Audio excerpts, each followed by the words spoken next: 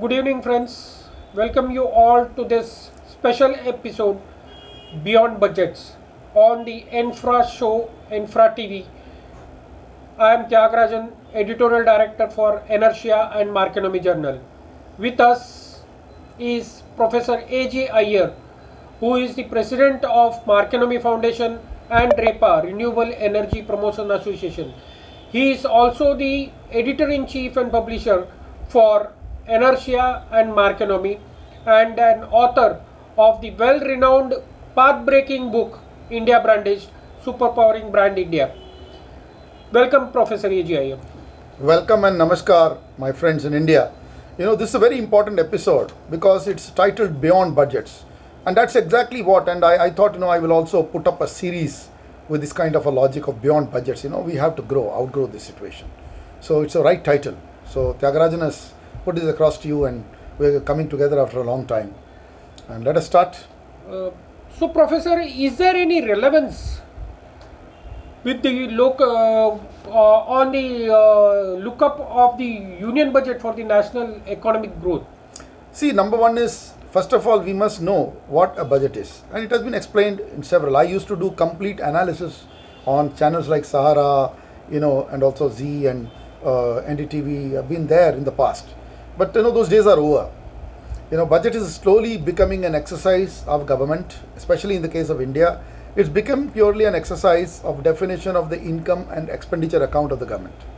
Fundamentally, what we do is we are looking at, the whole angle of where do we get our revenue for running the government, and then what all schemes of the government, what schemes it is announcing, how we will put up the expenditure statement towards the scheme. And finally, coming to that, there is an outlay, there is a revenue source, and then there is a definition of the fiscal deficit. These are the three parameters that we do. But yes, beyond this, the budget does not put the actual situation of the economy in front of us. So then it was felt that an economic survey precedes the budget. And just a day before, that's today, yesterday we saw the economic survey also coming through. And economic survey is a larger macroeconomic picture. It is still not a proper plan for a country, because the proper plan used to be happening in the 5-year plan in the past, because there was a 5-year plan, there was a planning commission. So whether it is undone or not done, we have changed the name to Niti Aayog.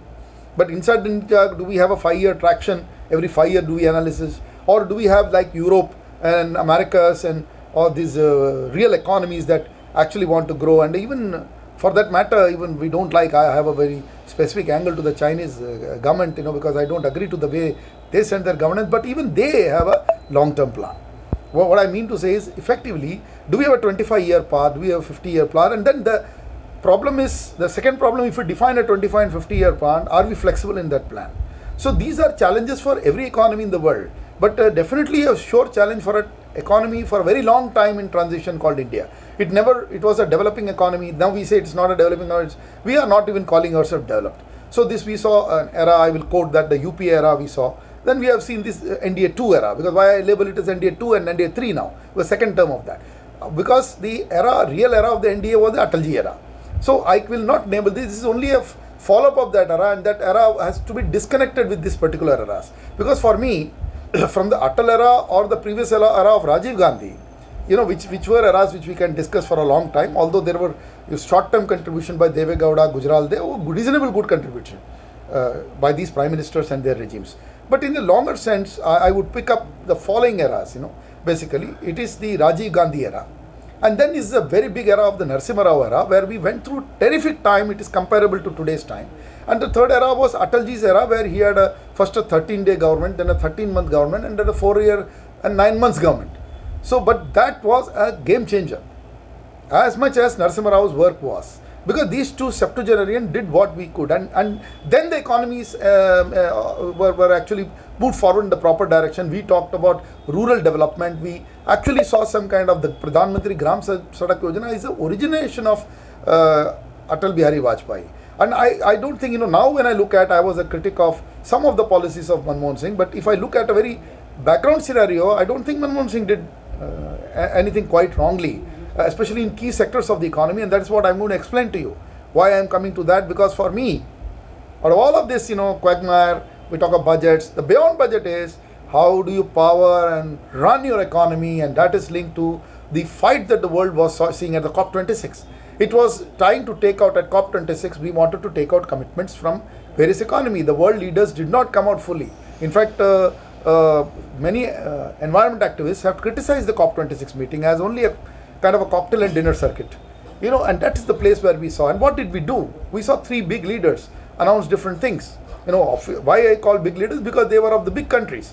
One was President Joe Biden, who went up and he said, net zero, I will accept a challenge, and 2050 we are agreeing to. So he did not do anything drastic, but he said America will status quo de facto agree that 2050 timeline they stick to.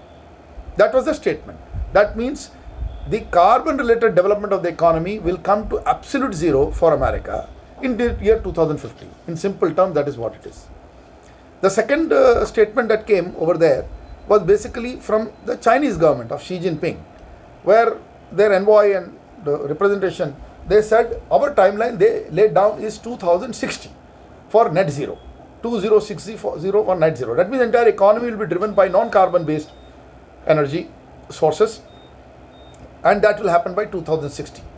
And the third one figure that we gave was Prime Minister Narendra Modi himself, who went and said that for us the net zero targets is 2070, and we all jumped, many of them jumped.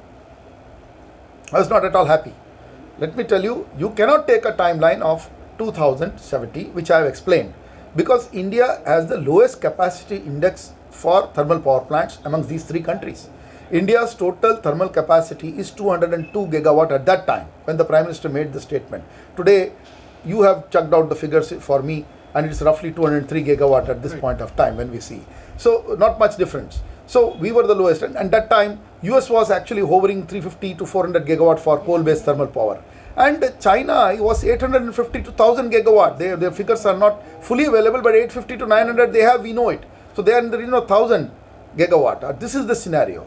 So when we see this, this is the most important thing. How do you drive your economy? And this is the challenge for the world. The whole activity of the human race is being looked at to be controlled by renewable energy sources or powered by renewable sources rather than being powered by conventional coal and gas. So in this, India was at the forefront. So what was the reason India took 2070 when we could have easily taken the direction of at least 2047? If you look at our 5-year plant action, the year 2047 will be one of the end of the 5-year tenure. So we could have easily taken 2047. My own view is we can easily commit 2040-42 by virtue of our traction. Now, having said this, we need to go to the next level. And what is the next level? So therefore, what is the problem in front of us to see the solution? Do we see the budget, or we see this problem and challenge? So answer is, this is the driver of the economy, and our challenges and growth will work through three umbrellas. That the top umbrella is what the United Nations and the rest of the climate action bodies have declared, which is called, they will assess governments, investment and all from the three words, which is ESG, which is environment, sustainability and governance. And under that umbrella comes the one big factor called the SDG, the Sustainable Development Goals. And below that comes, and to develop all these things comes the whole idea of us, how do we recycle? So therefore the circular economy word comes into picture. So the sustainable development goals can be only addressed through processing a circular economy or building a circular economy, and that needs to build, destroy our old system and bring new or retrofit into the new circular economy thing. That means my economy should not be generating any waste into the environment, and that is exactly the point in which you have to see the three statements that who was seeing it. I think President of the US Joe Biden saw it properly. The Russians were not called in because Russians have a lot of gas with them, and gas is a cleaner fuel. It reduces 77% of the carbon emissions. So they are in better shape, and they will also embrace renewables. So Russians were not in the problem. So the three countries that were actually in the discussion were these three countries: the Americans, the Chinese and the Indians. And then we add the European Union as a whole to it. Then the whole equation starts, because they are already embracing renewable energy in a big way. France is, very funnily, it is part of the International Solar Alliance, but France is not a solar country. It is a nuclear country. But then let me tell you, nuclear is renewable. It does not produce carbon. So we are only discussing nuclear safety, what technology will adapt.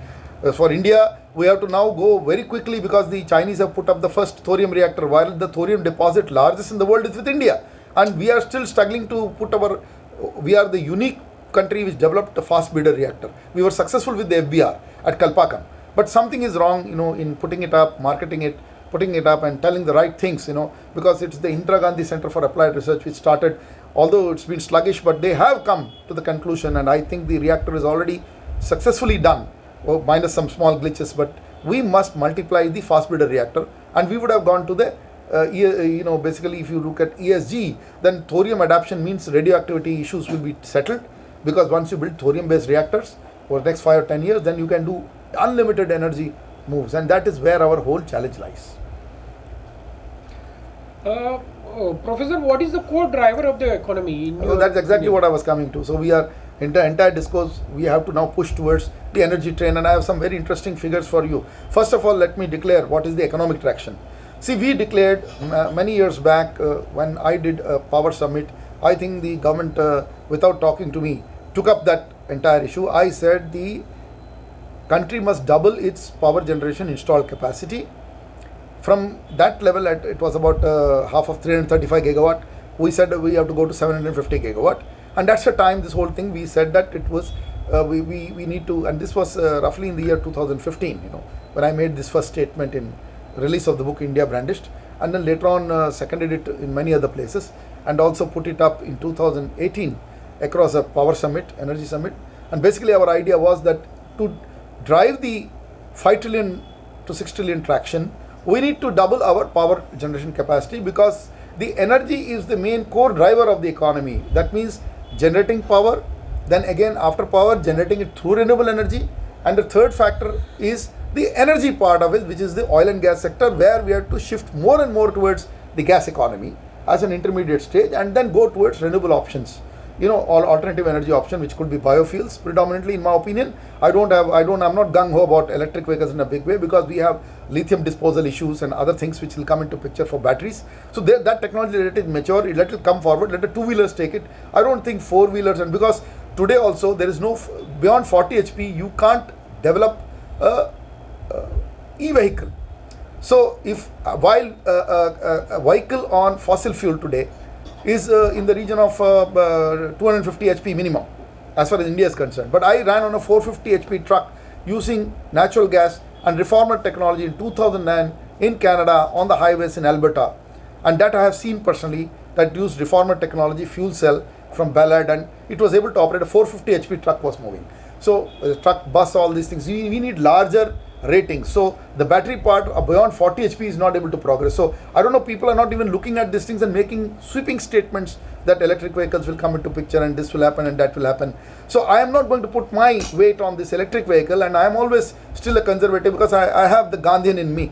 So I believe we must recuperate, research using what we have. We have to try to not throw away things.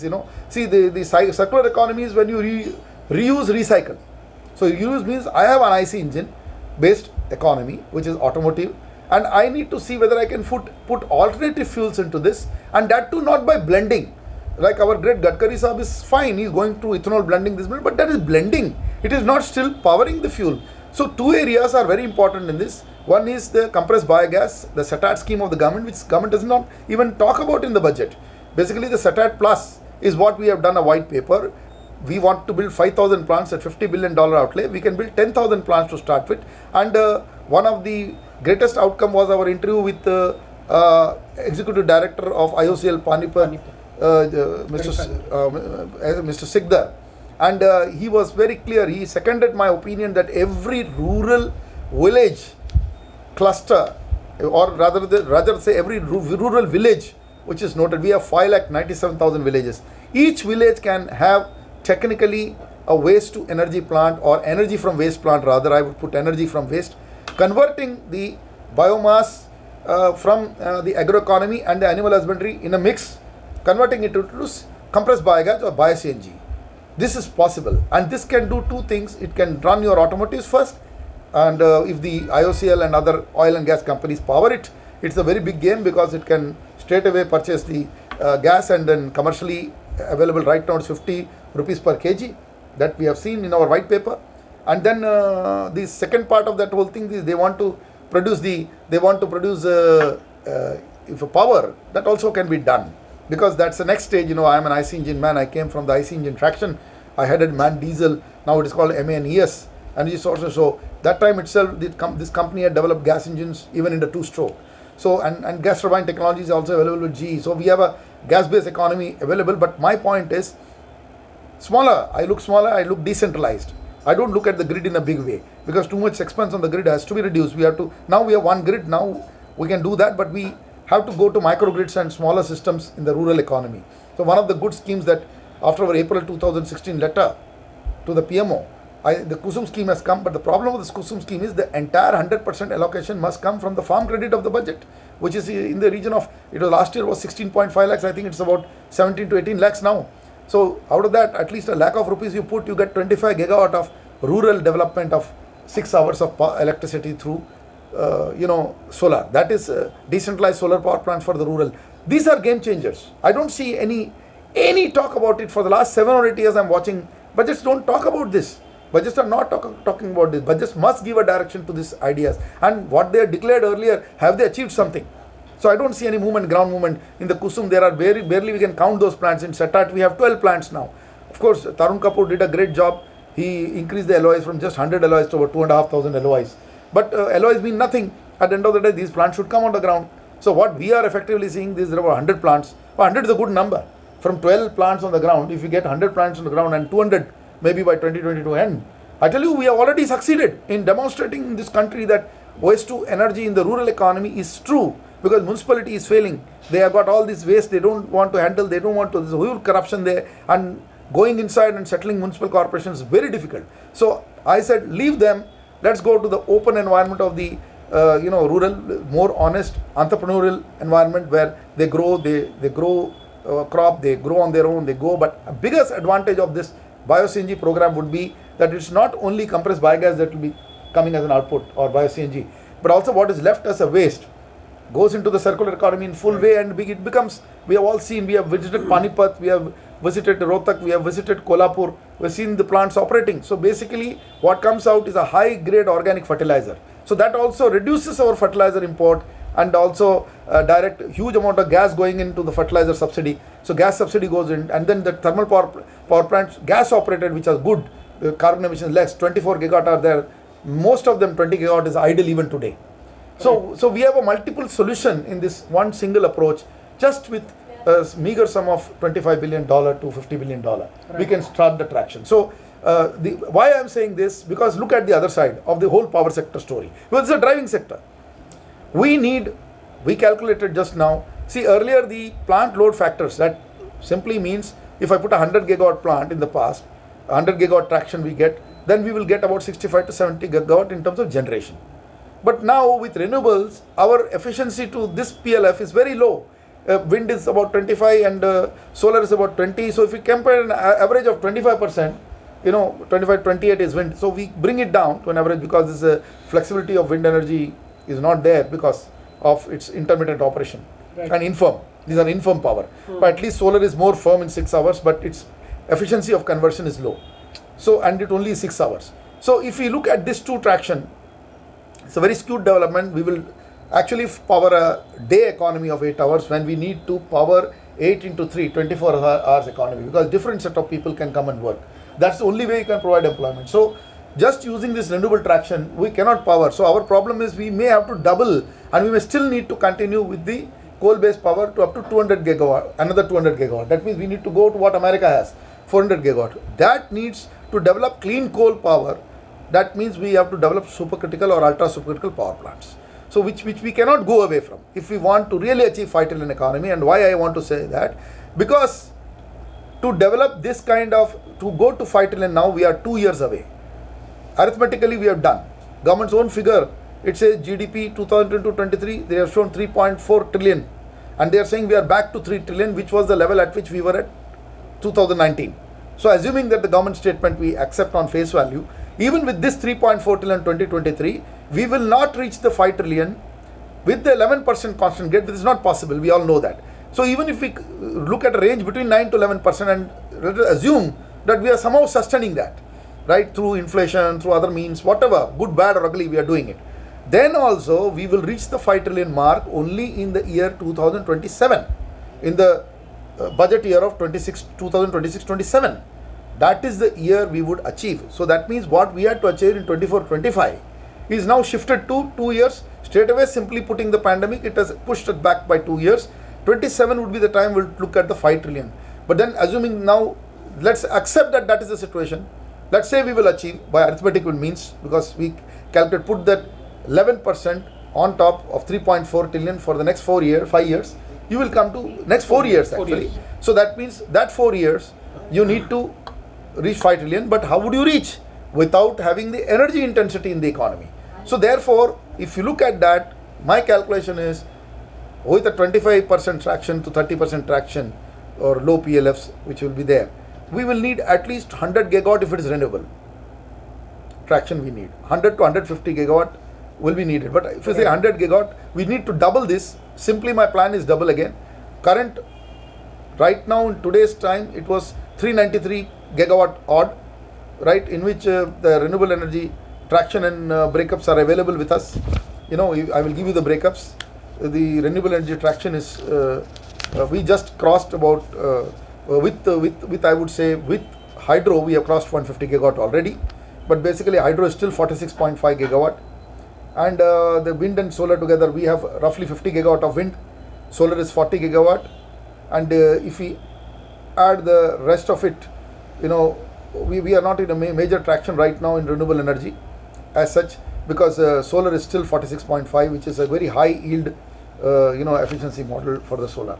So I don't think there's a lot of this thing in the solar part of it.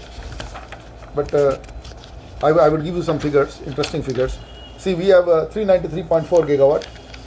So out of this, first of all, we need to understand what is happening to the power sector itself in a general way. So we have central government producing 98.5 gigawatt. That means central government companies like NTPC and almost 60 gigawatt with the NTPC. But overall, the central development is 98.5 gigawatt. State government based power plants of 104.4 gigawatts.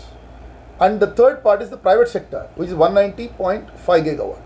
So actually, if you see, more or less, the entire contribution to the power sector has gone into the private sector with the lesser participation of the government. That means if we add the state and the center, it comes to 104 plus 98. That is roughly 202 gigawatt, 202 point, or 293 gigawatt. 203 gigawatt. So 203 gigawatt is coming from center and state, right? Yeah. And 190 gigawatt is coming from private. So it's marginally different now. The center is almost close to 48. The private sector is almost close to center and state put together. There is equanimity between the private sector contribution in the power generation side. Now then we'll not get into the assets distribution for transmission and other areas, but definitely I would say that we are. Let me have a cup of tea. I just had a sip, and this shows you scenario. And what is the renewable scenario in this? The total 393.4 gigawatt broken into renewable energy sources. That means solar, wind, small hydropower, bioenergy, and energy from waste or waste to energy plants put together.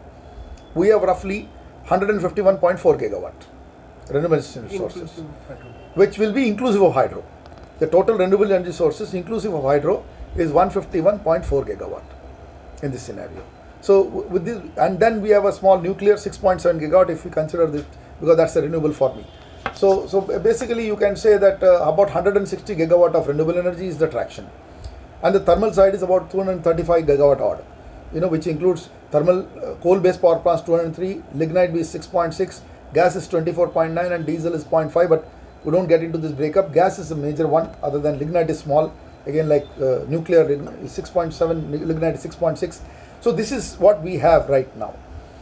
Now, if we have to add that kind of capacity at 65%, then we would have only seen thermal development. We know that we'll see the renewable energy development. The pressure factors, isomorphic forces are already there.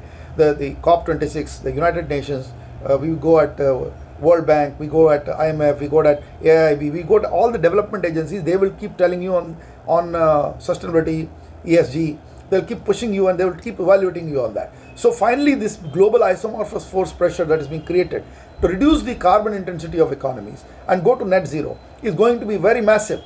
And we are lucky that we did not develop too much, but still we need to not lose our path.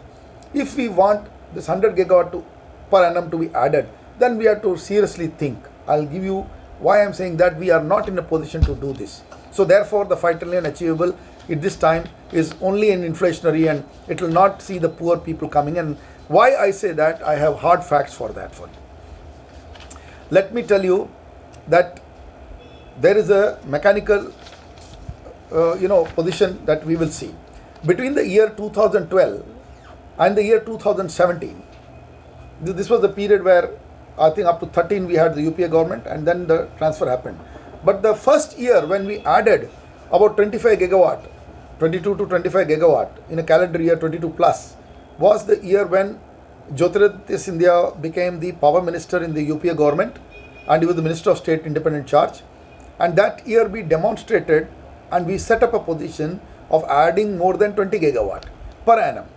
And that year was the year drastic, that exact 2013 year, 13 before we came to 14. So the year 2013, so if you 13 to 14 was the capacity addition, we got 25 gigawatt, and it sustained for a couple of years for sure, but it did not sustain only for a couple of years. What happened? The spillover effect went up to 2017. Normally what happens, any policy construct or any work is done. So you should have gone to 30, 40 gigawatt addition. But what happened? It did not happen. We definitely pushed renewable in a big way, but what we did, we completely neglected hydro, number one, because hydro capacities have not expanded. It was already, I think in the last 8 to 9 years, we have not added more than 6 gigawatt of hydro. So one of the big failures was at the hydro end, and already in the UP era also, hydro had come down to 14% share, and we brought it down to even 10% now. That's the scenario. So there was precisely no growth, but only a slump in the hydro development. It is only now that the present minister, R.K. Singh, has taken quite a few steps to revive the hydropower. But we are starting again from scratch. So we can't blame him. But what happened to the traction? 2012 to 2017, the figure is we were at 199.8 gigawatt, and which was year 2012. Then the installed capacity went to 326.8 gigawatt in the year 2017. So if you divide this whole thing, we have roughly added 25 gigawatt per annum on an average. So this was a golden period of capacity addition. That means all the old plans that were done in the previous government times were being executed. Let's be very clear. Previous plan, whichever the government was, it is the Indian government. Forget the UPA, NDA discussion. Because the failures have happened for a long time, but I am saying in general, what those 10 years were. So in those period, 2012 to 17, the 5 years, the traction that is gained brought us to a capacity addition capability of 25 gigawatt per annum. Of course, with poor traction of renewable energy. We must add this because a lot of thermal growth was there. Ultra mega power plant policy during the UPA government resulted in several of these plants coming in, but there were no new plants developing. The old plants came on the grid. That added to the capacities. So we can see the evidence over there. Yeah, even though they were much inefficient, some of the private sector plants used Chinese machinery and all that, and in fact it was all state projects also, central project also. So we can't blame one. All of them did it. We all continued to buy these Chinese BTGs, and we have opposed it in the past that this is not, because their PLFs are low.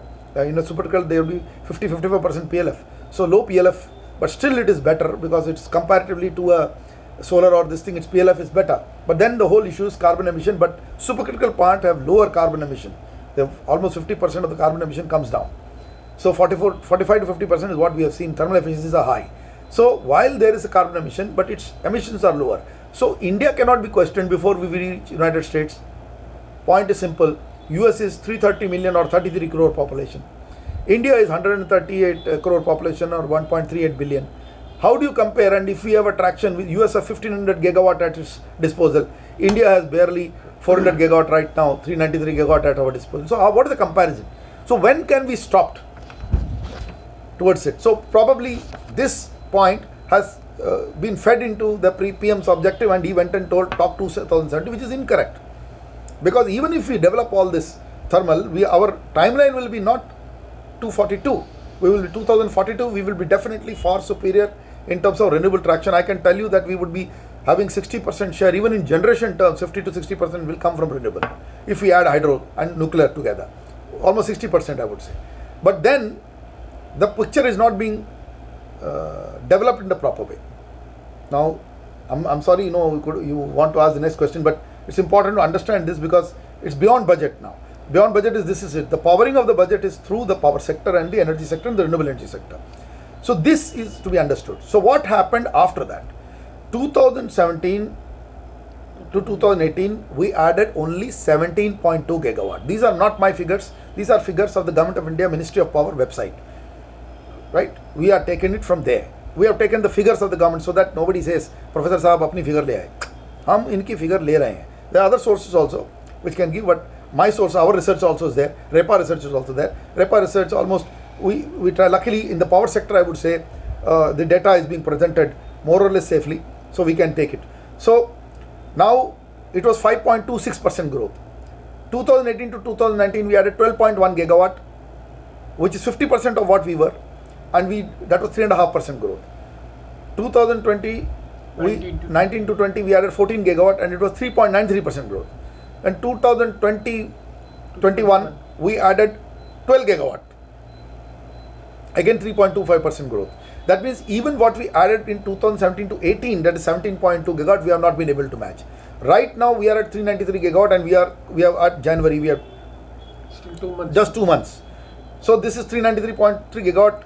Even if you consider that we do 400 gigawatt rounding off, which I believe that it could be possible, I would tell you that we will only match the figure of 17.2 gigawatt, which is the year 2017-18 figure. So we will be coming to that. So throughout the performance in the power sector, now whether anybody likes it or not, compared 2017-2022 without getting into who was the government and what, between the year 2017 to 2022, our performance has been pathetic compared to the year 2012 to 2017.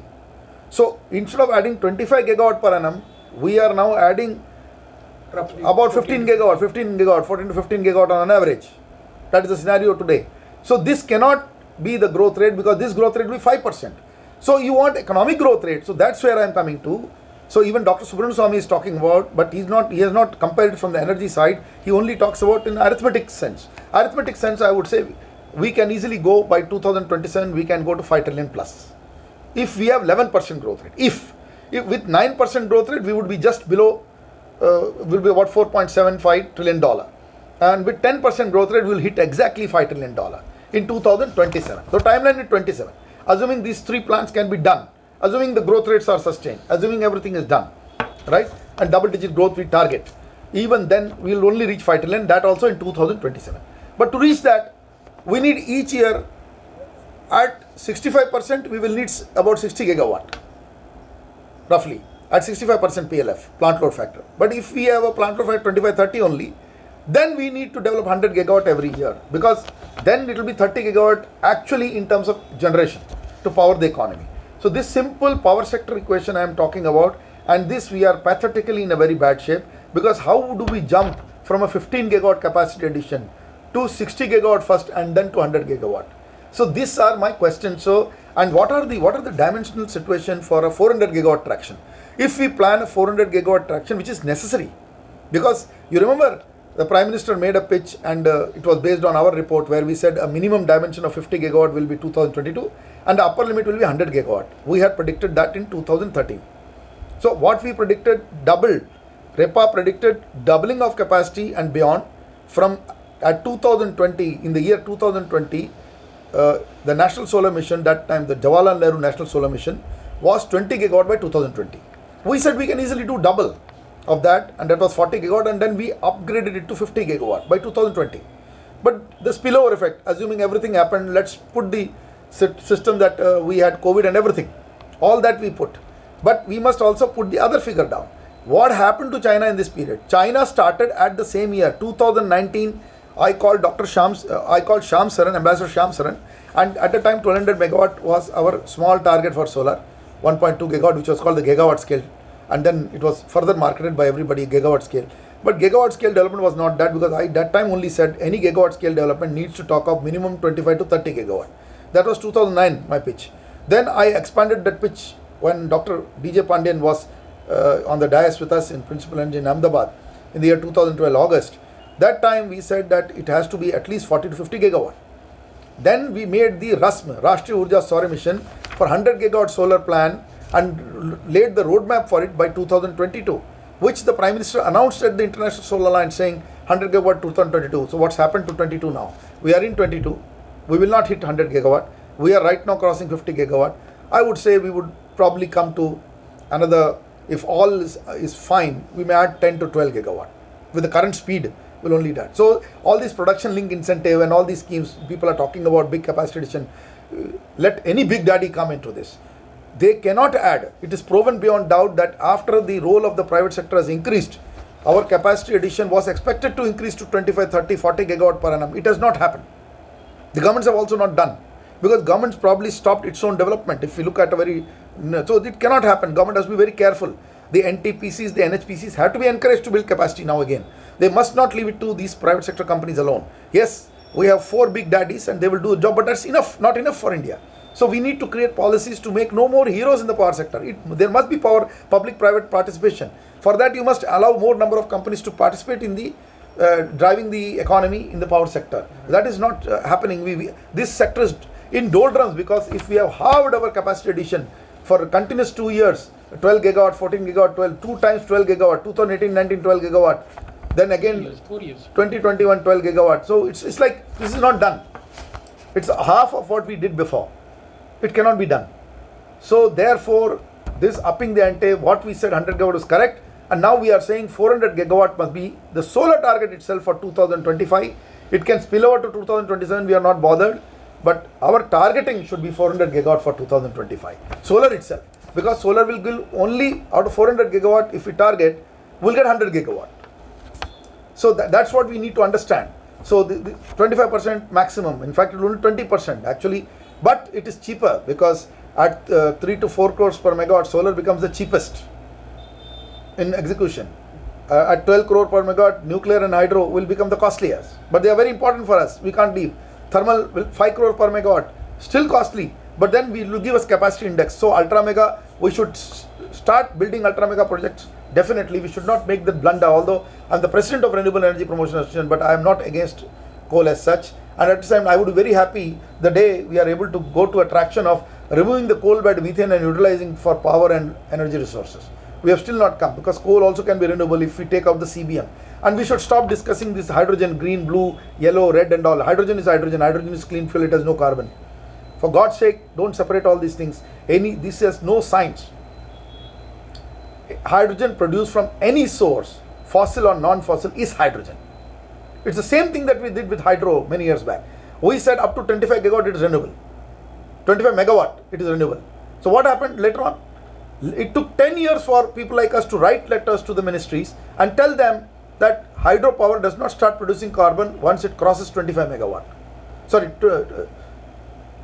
not 20. Yeah, exactly. So basically, smaller plants, right, are being seen as nothing. We're saying we want entire hydro development is definitely a carbon-free economy. So, and then it also has multiple benefits of water resources and storage and pump storage both. So it's very important to develop hydro, and difficult because it takes all these projects take 10 years, 15 years. So therefore, the solar is very important as well. But solar's target must go to 400 gigawatt if we are serious. The government's own target is they will increase the the renewable portfolio. They will take the renewable portfolio to, by 2025, the target is to take to 450 gigawatt. I'm telling you, even that they are not doing. If you see the picture today, with hydro we are about 150 gigawatt. That's what we have done. 25 is on the corner, means we are already 22. So there are just 3 years. That is 20 to 23. And at this speed of 10 to 12 gigawatt or 15 gigawatt addition, it's not going to work. It's just a non-starter. So the $1 trillion economy cannot be fueled without focusing on the power sector. And most important ministry is not Finance or Commerce Ministry of India. Most important ministry of India is the Power Ministry. Ministry of Power is the most important ministry of India, and the second most important ministry is Ministry of Petroleum and Natural Gas. And a very important infrastructure ministry of equivalent value is the infrastructure related development and urban development, and especially road development that Gadkari Saab is holding, and transport ministry that he is holding. So both roads and transport are the other key part. Along with railways comes the fifth. The other dimension railways, but what they are doing with railways God only knows, because railways is in definitely tough scenario. Railways needs a lot of traction, but again, the railway needs electricity to drive the economy. If you don't have electricity, how would you drive the growth in railways? So that's where we are faltering. So every answer will come to this, and then fuel resources, because we have to convert at least to a gas economy. If we want to reduce from crude, we cannot think like fools. We have to at least go to gas economy. That does not mean we keep importing gas. We need to also work on the import substitution for compressed biogas, using the rural economy interface and reducing the rural distress to this. I tell you, one single 35 to 40 crore investment can give at least 25 to 30 people the job. So massive jobs can be generated using the rural economy and circular economy work in SATAT scheme. So the government has to actually pick up the SATAT scheme and start working on it. Not other schemes are not important. I don't see anything in the budget for that. So or any mention that will go to 10,000, 20,000, 40,000, 50,000 plants, because we have 5,97,000 villages, my friends. So I can go on and on, but I given a typical indication that without traction in the energy side, you cannot have traction in the economy side. Professor, 60 billion US dollars has been allocated to the defense sector. Yeah. What is your view on it? Yeah. So before this, why it is important, this defense part can be tackled very easily. Imagine we wrote in 2020 at the India Defense Tech Conclave, where decorated officers were with us in Delhi at the New Delhi Institute of Management. This summit was held. What everybody said, our white paper came out that we need $100 billion per annum spend in defense to tackle whether it's China or anybody. That's the spend we need to be a world superpower, military superpower. So that is much less than what we need for the power sector. In power sector, we need 400 gigawatt traction needs 267 billion of investment. And equal, if not anything, at least 150 billion we need for transmission and distribution infrastructure. So together we need 100 billion per annum budget for the power sector. Same 100 billion we need for defense sector. So I am saying, if we need 100 billion, we are already putting 60 billion, which is not fruitful. We need to come to 100 billion, and at least 4 years we must spend 100 billion also per annum in terms of US dollar terms in the defense sector. So defense and energy are equal. We have to put $100 billion per annum in the spend on power, energy and related infrastructure, and $100 billion per annum we have to spend on defense. Just these two can change the game. There's no need to go to the market on any other electoral pitch. If you are serious why the government is not pitching, we can see the performance is very poor. The performance in the power sector is not okay. It is not good. In spite of having a good minister, the power minister at this point who's listening, who is understanding these things, in spite of that, our performances are pathetic in the power sector. We have to add 100 gigawatt per annum if we are serious, and 60 gigawatt in the minimum if we have to really sustain ourselves. May not be 5 trillion, but at least 4 trillion we have to grow. 4.25 trillion we have to become by 2027, not even 25. Then we have to add 60 gigawatt per annum. So between 60 and 100 is the choice. There is no other choice. We can't drive. We have to go. Our choice is between growth of 4x of the present capacity, 15 gigawatt per annum, right, to roughly, about 6 to 7x. So either 4x or 6 to 7x is what the point is about. Our choice only lies in between that. There is no other choice for us. We can't falter. We can't falter our people. So we talk of employment creation, generation. It will not happen if we don't have this traction.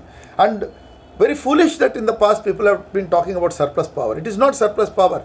The capacity index, if it is 400 gigawatt, of our utilization becomes 200, 225, only because we have not able to pump in the plug and play hydropower into it. So to pump and plug in the device, we need hydro or gas economy. So even if the 24 gigawatt of the entire gas power plants are fueled, powered with gas first in a logical way, I'm telling you, we can still, within a year, we can bring the economy back to this 9-10% growth rate. So with your existing assets, you are driving them, starving them of natural gas, and so many plants are lying idle. So many private plants in Andhra Pradesh are lying idle because they don't have gas. They are talking to us, Professor, can you get us gas? And at a reasonable price. You can't give gas at an exorbitant price, because if they build, then they cannot honor their PPAs. So this is not going to help. This is not. See, Dabhol was the biggest gas-based power plant. It was GE's, gas turbines, 2184 megawatt. What are we operating at? We're not even operating a 500 megawatt, and Who are the people who are operating it? Now it is not Enron. It is a company, Ratnagiri Gas and Power Plant Private Limited in Maharashtra. It is mired in politics and it doesn't produce its full capacity.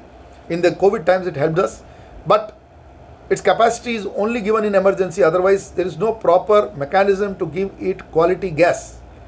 And this, whoever was the government, when earlier BJP was here, now Shiv Sena is there, Shiv Sena attempting, but then the state government is not able to push it because there is a lot of stepmotherly treatment to the state government whenever it demands anything. So if we are serious, the power sector is serious, Ratnagiri Gas and Power Plant Private Limited is a power plant of the central government. It is NTPC GAIL joint venture. First of all, give 100% delivery of 21 and let the center take away the power. If Maharashtra is not able to absorb the power at a more cost, 5 to 6 rupees per unit, it can produce the power. Let them absorb that electricity first, the central kitty. Let NTPC expand the capacity. Let the gas be provided to it. NTPC will deliver that and give mandate to NTPC to build a few more gas turbine power plants. In between, let NHPC push to fast forward the hydro projects. Unless we have such a strategy, we will not be able to use the full capacity index of our power sector because it is concerned with a very difficult topic of frequency, 50 hertz, and we have to maintain that frequency. Anything drawn lower results in high cost of power for the discoms, and discoms will not sustain because if they draw at lower frequency, they have to pay 8 rupees for purchase of power and then they sell to 20 rupees to the audience. It is not going to work. And this is not India alone. This kind of stupid mistake was done by Germany. Germany closed its nuclear power plants and its hydro assets were low, and then it depended on wind and solar, and today the unit price of electricity is 40 to 50 rupees a unit in German terms. Of course, the rich economy. We are already in domestic tariff in Bombay and all. We are coming to Mumbai. In Mumbai, our tariff is coming closer to domestic tariff is 10 rupees. Delhi and all also is about 7 rupees. Bangalore is 7 rupees, 6 rupees, 7 rupees. So average 7 to 10 rupees is the tariff for domestic tariff. Industrial tariffs are going to 12 to 14, but most industries have their own captive power or other resources. So basically, unless we operate affordable power model, we will not be able to grow our entire economy as such. So see, we can't go to the developed country model and say we will supply power at 40 rupees a unit and 50 rupees a unit, and then that we are only catering to the crony capital ideology, where keep producing less, keep giving less, keep reducing the target like this at 15 gigawatt per annum. That's all you are doing, and then you continue to increase the cost of power, increase the and then your balance sheets are looking neat and clean, and all these people report profits. And what happened to common man? He has no access to electricity. 24/7 access will not come. Domestic you want to give also, you need to really encourage the access to and quality of access to power both. It's not just access of power.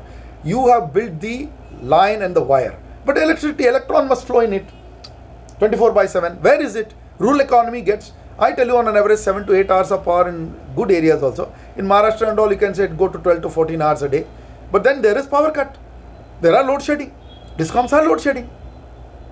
Why we are staying away, and they are also in financial duress.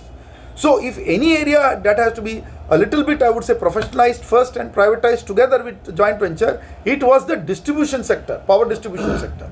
It is not done. So all this is waiting. 3rd of February we have a discussion on this. We will again raise this because we are ranking the discoms and other things. We will come to that. So I think that is my answer. And so there is no going away from the fact that with a $60 billion outlay, where 40 billion goes to salary, 20 billion is only available for purchases of capital expenditure in the defense sector.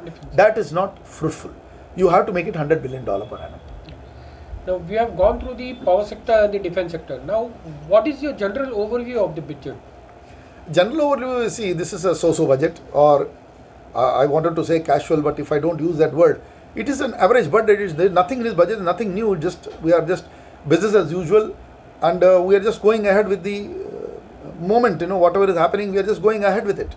We have nothing new. Only it is an election year, so some of the announcements are totally electoral pitches.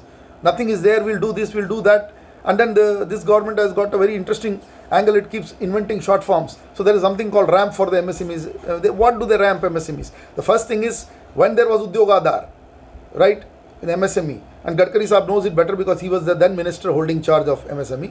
He knows very clearly when Udyog to Udyam it came. What happened? 64 million MSMEs were there. It came down to 6 to 7 million. So what happened to those MSMEs? Was there a complete bloodbath after COVID?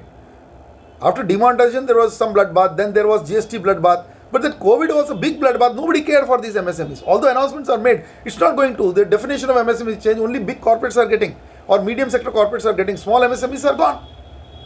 So it is in your own data that if you compare how many were registered in Udyog Aadhaar and how it is in Udyam.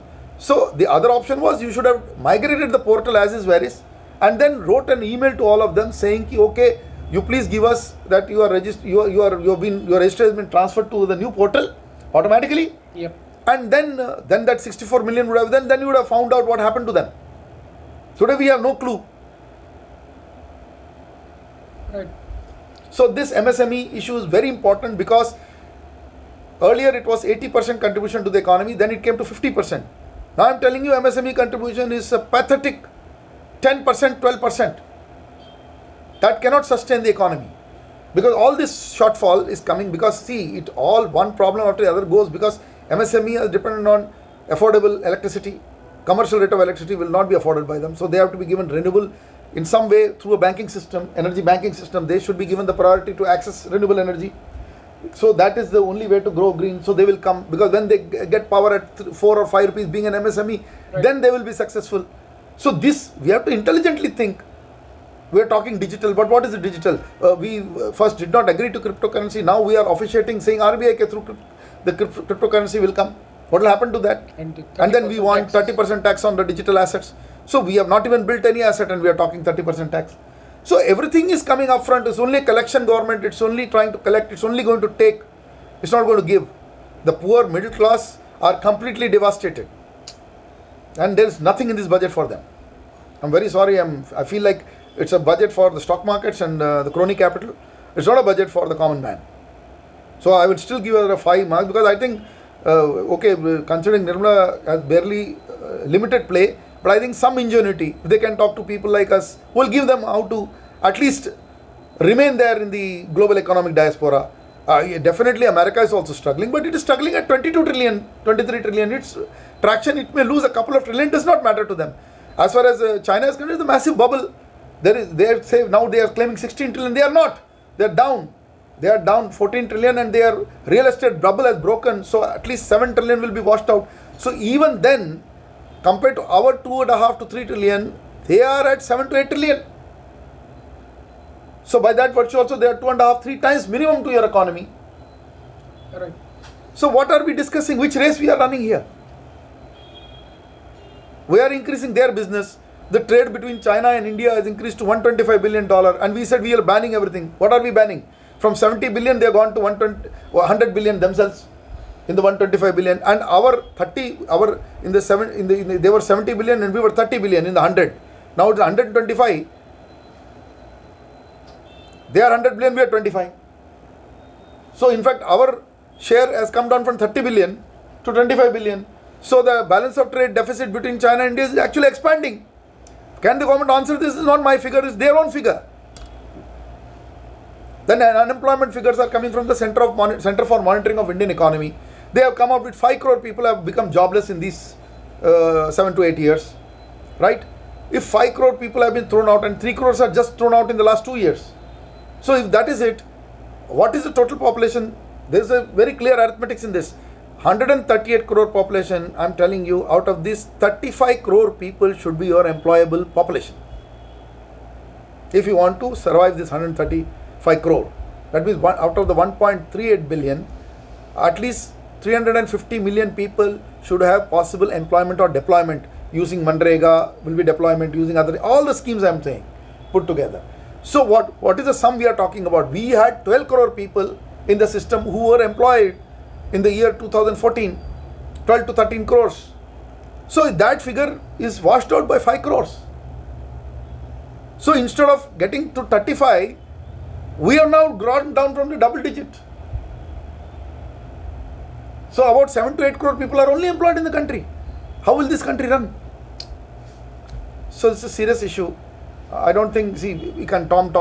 Now after 7 to 10 years, the second term, the Prime Minister can't escape this situation. The Defense Minister cannot escape. The Finance Minister cannot escape. Nobody. All of us have to come together. Even the opposition cannot escape this situation. They have to go and talk these figures which I am talking. Why they are not talking this figure on the power sector? Why didn't they talk about the performance that has gone down? Why we are not talking of 100 gigawatt? The mission was 100 gigawatt by 2022. We'll fall. It will come to 60 gigawatt. That's all. Okay, if we had done about 80 gigawatt, I would have been happy. 75, 80 gigawatt, I would say still try here. At least it became from 20, 25 gigawatt to 3 times. Even though we could have patted our back. There is no performance like that. What is China's capacity? That is what I was coming to. China started 2013 to up the ante of the solar sector. China has reached 281 gigawatt. They are touching 300 gigawatt by 2022 March. What race we are running? Our wind energy is 40 gigawatt. China has 250 gigawatt. 254 gigawatt to be precise. So what is the race we are running? So I'm completely, see, they want to provide, the country wants people to be employed, people to be getting access to electricity, water resources, education, healthcare, everything. Where is it? It's a negative note, but it's not a negative note. It is a warning bell. It's a signal, don't sleep. All politicians, please for God's sake, don't sleep. Go to your elections and talk about this. Bring up a plan. Put up your manifestos to reflect what I am talking. Your manifestos are only related to this, that, somebody giving free electricity, subsidy. Will not help. We don't want to save ourselves. We don't want to, see, then if you have to go to government for food grains, we have to go for government for free electricity, we have to only go to government for everything. For every survival, we have to go to government. This is a dole government. This is what several countries did and failed. The Canadians did it, they failed. Now Trudeau is unpopular in Canada. Right? He will lose his next election. So that's the only thing. Whether we lose or gain. That's what it is. We were not like this. We were a little different. We were non-aligned everywhere. Now, Biden, I don't know whether he will be able to sort out the economy if he goes for a war with Russia. So President Biden's priorities are wrong. Taliban, the way they withdrew, of course Trump made a blunder. He made a deal with Taliban. But what did Biden do? He simply withdrew. So all the politics is, and now when we are buying S-400 and other things from Russia, India is being threatened. How can we accept this threat? We can buy, we are a sovereign country, we will buy our resources from anywhere. If the Russian S-400 is good, if their fighter planes are good, we will buy from them. It's not that we are siding with Putin or anything. It's the fact that Putin is a good leader. He is one of the top leaders of the world. His problem of Ukraine has to be seen from a different perspective. When the Union of Soviet Socialist Republic was there, why did the West break up the Union Soviet Socialist Republic? And you know what is the problem today? It is China which is eyeing all of them. China's army is sitting in Kyrgyzstan, it's sitting in Kazakhstan. The only persons who can stop them is the Russians. Which person in the world can stop the Chinese hegemony? But what is the size of China? Russia is $2 trillion economy, even smaller than India. But population is low, 10 to 12 crore people. But Russians know how to fight. They are investing reasonably in their defense sector. Because everything they produce, a technology-centric country. What we are doing, we are not even absorbing any technology. Kaveri engine, finally after several of my letters, it was shelved by this government. Now they again started it. But shelving for 3-4 years? That time Nirmala Sitharaman, the current finance minister, defense minister, it was shelved. Now Rajnath Singh, after our several letters, he has now revived the project after scientists and everybody went and people like us talked about it. So we don't have an IC engine developed by us. Today if we have to convert the bio-CNG, our engines technology will come from only the world. It will be imported. Fine at the initial, but we must also ask these people to use the PLI scheme and make engines in India. We must invite the MANES to India. We must invite the Evonik, the German technology provider for membranes for upgradation into India. We must get these people to invest and create and tell them the PLI scheme is also for them. It's just not for Indian companies alone. The production linked incentive is a FDI related scheme as well, because if those people come and put up plants here, put up some investment, then they should also, because the plants are in India and they will re-export, that should also receive the PLI scheme. So if the PLI scheme is limited to some Indian manufacturers and then somebody has to just technology transfer, full transfer will not happen. We have seen this in defense, we'll see this in energy, we'll see it in infrastructure and others. We have to create a climate of R&D in this country. BHEL, our top company, today is struggling. I don't know, they end up, in the disinvestment campaign, if BHEL is also in target, I don't know. But this company was spending 2.5% in the R&D. But unless like Lockheed Martin and all these other companies, they are not public sector companies, but they are government supported companies. They get special grants for developing system in America. So these companies like McDonald, Lockheed Martin and all, and these people who are making the fighter car, advanced technology, and even energy related areas also people operate. The R&D expenses are, R&D budgets are close to 7%, 8%, 10%. Right. So you can't run a country in this manner. And then in the education system also, we are right now in very bad shape. We are in one of the worst phases in the education sector after the COVID. People are not saying physical infrastructures, they cannot be maintained. So many campuses are in trouble, and we have announced a digital campus. It's only going to further increase the duress. Why did we need digital campus when we can convert a digital university of IGNOU? It's already there, Indira Gandhi National Open University, and we ask all the state universities to set up their digital setups.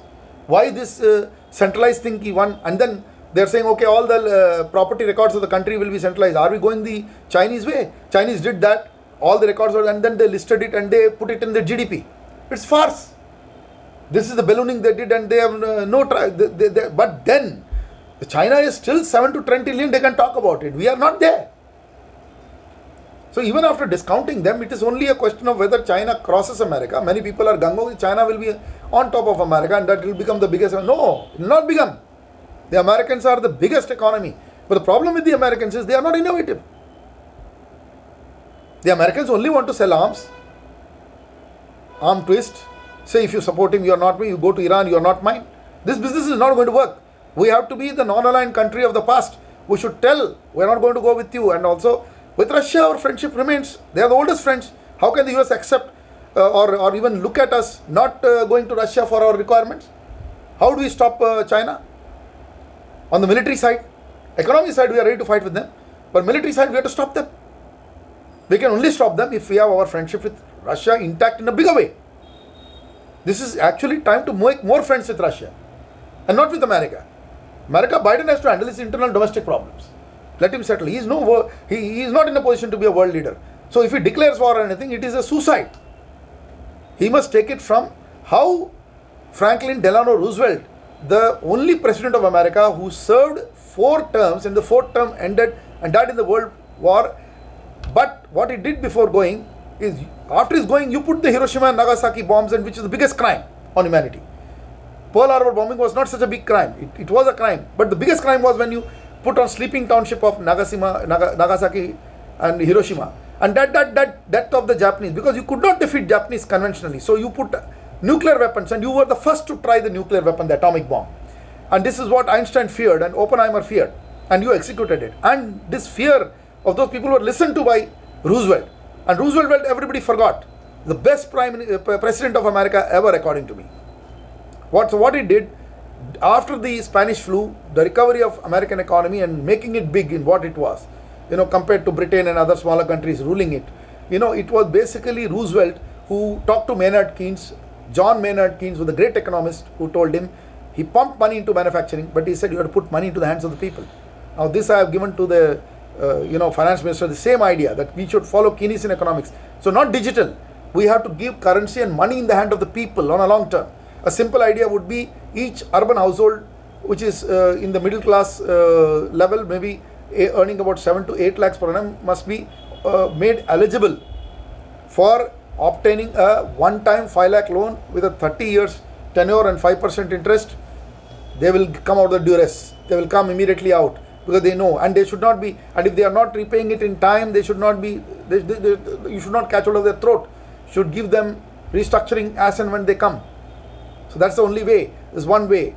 And the second way is for rural also, about 3 lakhs. Same figure and same time. And you see the magic. And for this, print notes. Ask RBI, printing notes will not devalue more than 2%. We have 20 lakh notes in circulation. Make it 40 lakhs. It will cost you 2% of your budget. It's a big step. Abolish income tax, which they could not do, because that's 6.5 lakh crore collection. This is penny wise, pound foolish. Introduce a small banking transaction tax, even a 0.5%. 1% is ideal.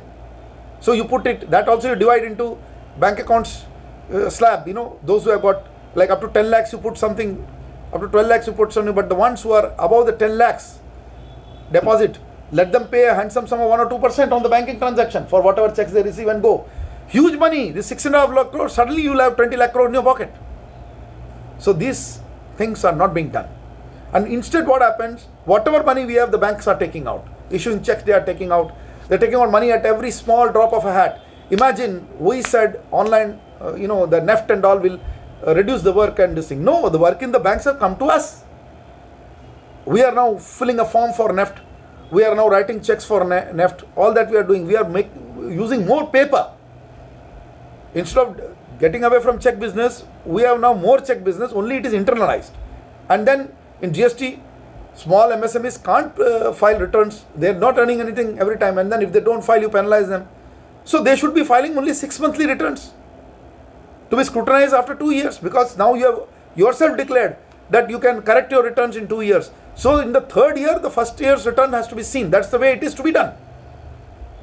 So you have to make the ease of business is a misnomer. The business has become more difficult to do in today's time.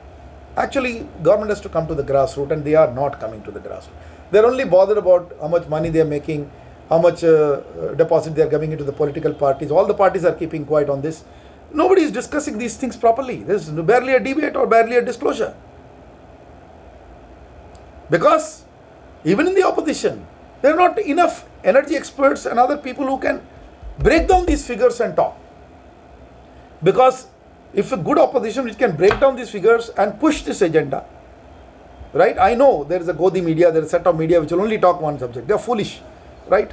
Forget about it, but there's social media, there are a lot of people, discussion can be done, sensible discussion can be done. We can also pressurize the government to look at this subject. Without this, our entire future is at stake.